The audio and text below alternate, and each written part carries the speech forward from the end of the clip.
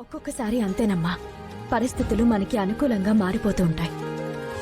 ఒక్కోసారి మనం ఎంత బాధపడినా, కష్టపడినా, ప్రాధేయపడినా పరిస్థితులు మనల్ని వదిలిపెట్టకుండా పరీక్షలు పెడుతుంటాయి. అంతేలేమ్మా, ఈ క్షణం బాగుంది, మనం దీన్నే ఎంజాయ్ చేయాలి.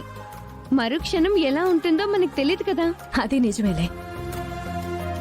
కానీ మనిషి అనేవాడు ఆశాజీవి కాబట్టి మంచి జరగాలని ఆశపడుతూ ఉంటాడు.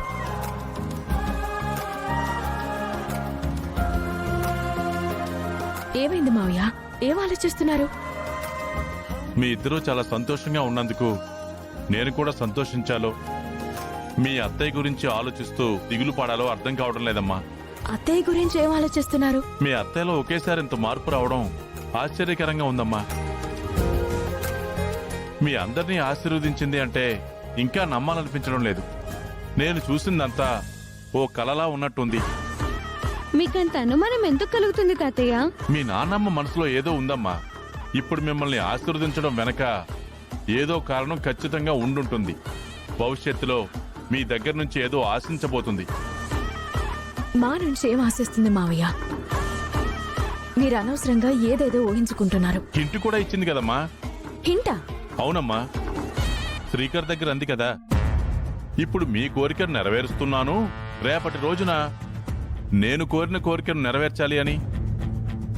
పిల్లల కోరికలు తల్లిదండ్రులు ఎలా తీర్చాలో, తల్లిదండ్రుల కోరికలను పిల్లలు కూడా ఆ విధంగానే తీర్చాలి.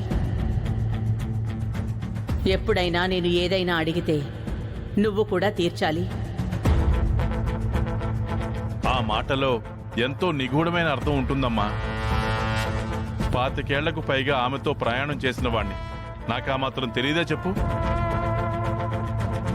అటువంటి కోరిక ఏదైనా ఉంటే వాటిని శ్రీకర్ దగ్గర అడగదు. తన ఆయుధాలను, అస్త్రాలను వాడి మీద ఉపయోగించదు, నీ మీదే ప్రయోగిస్తుంది. అందులో ఎటువంటి అనుమానం లేదు. మావయ్య, అత్త అంత ఆలోచించి మమ్మల్ని దీవించిందని నేను అనుకోవడం లేదు. ఒకవేళ మీరన్నదే నిజమైతే గనక అత్తయ్య ఏం కోరినా చేయడానికి నేను వెనకాడను. ఏదైనా చేస్తాను. ఇంతకు ముందు అలా ఎన్నిసార్లు చేయలేదు. అత్తయ్య కోరిన దానిలో నిజాయితీ ఉండి ఎటువంటి స్వార్థం లేకపోతే గనక నేను కాదనేది ఉండదు. ఆ ఇంటి కోడలుగా నేను ఎప్పుడూ సిద్ధమే.